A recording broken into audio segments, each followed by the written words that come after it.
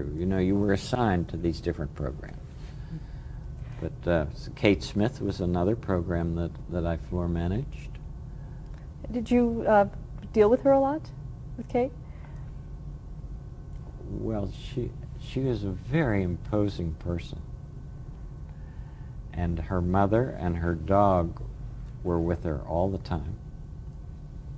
She had some of the first contact lenses that I had ever seen. I guess maybe the earliest ones.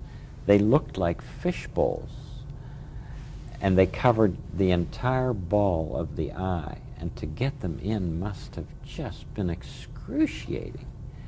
And she also wore a huge corset.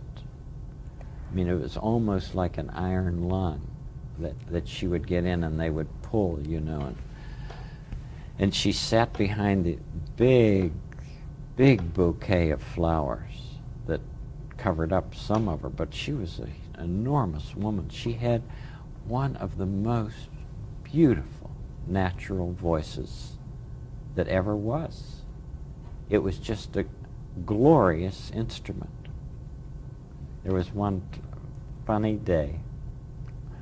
Didn't seem funny then, but she was standing in front of this painted set that was a farmhouse, singing one of her songs.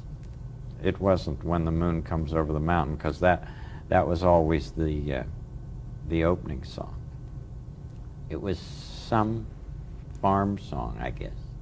At any rate, I thought it was over. And so I gave a cue to the stagehand to raise the scenery so that we could get on to the next scene. Well, the song wasn't over. There was just a little bit left, kind of a coda that I guess she was going to say something, and I hadn't been told. And so the set started to go up, and on camera, of course, that looked like Miss Smith was going down into the ground.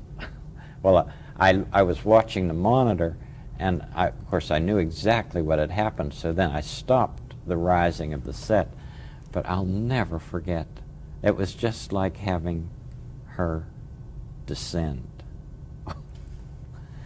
But it was